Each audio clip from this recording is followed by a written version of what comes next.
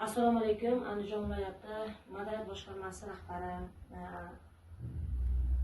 hurmatli vazirimiz Ozodbek Ahmadovich hamda bizni qadrli prezidentimiz, otamiz Shavkat Miromonovich, sizga bizning murojaatimiz mana shu Bo'ston tumani madaniyat xodimlari, qolaversa havaskorlar, yoshlarimiz nomidan murojaat qilyapmiz. Biza Bo'ston tumani madaniyat bo'limida haligi o'ylab ko'rilmagan, misli ko'rilmagan, xayolga kelmagan voqealar sodir bo'lyapti. Tarafkashlik, bir-biriga yonbosishlik, yana hokimimiz Sanobarxon Nosirova tomonidan kimlargadir qilingan adovatga mana shu yoshlarimiz qolib ketyapti degan fikrga keldik. Shuning uchun murojaat qilishga qaror qildik.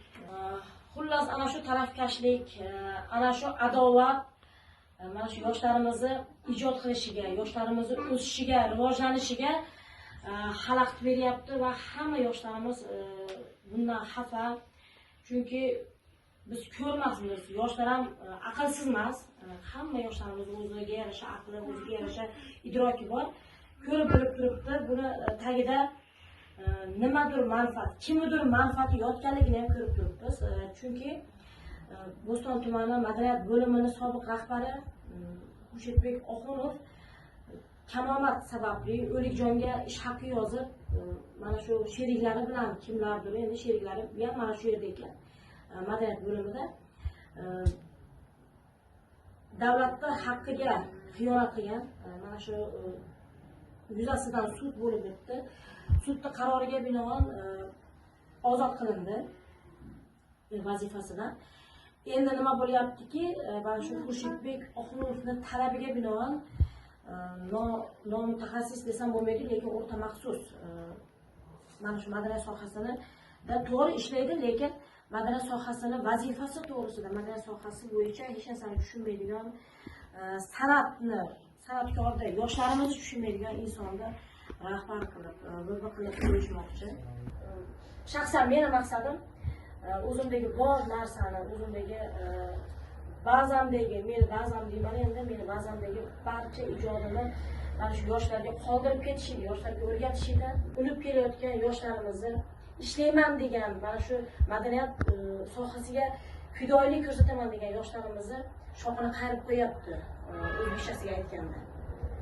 Shuning uchun murojaat qilyapmiz. Bu murojaatimizni ko'rib chiqib berishingizni iltimos qilamiz. Bo'ston tumanida menga o'xshagan dokumenti yo'q, lekin u shu moddiy tarafdan qiynalib o'qolmagan iste'dodli yoshlar ko'p.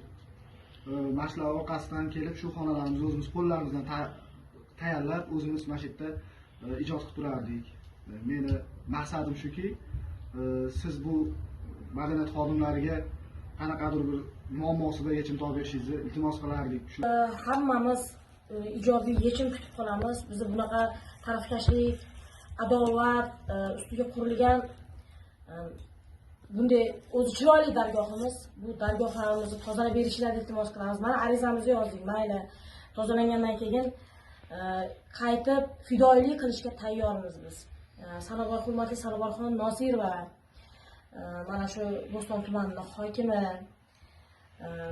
yoki siz ketgandan keyin qaytamizmi ishga bilmaymiz, endi bo'lmasam chiqib Qo'rg'ontepadan olib kelasizmi yo boshqa joydan olib kelasizmi, o'zingiz ishlang opa.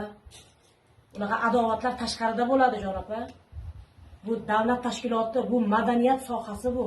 Madaniyat sohasida har kim ham ishlay olmaydi, fidoyilar ishlaydi madaniyat sohasida opa.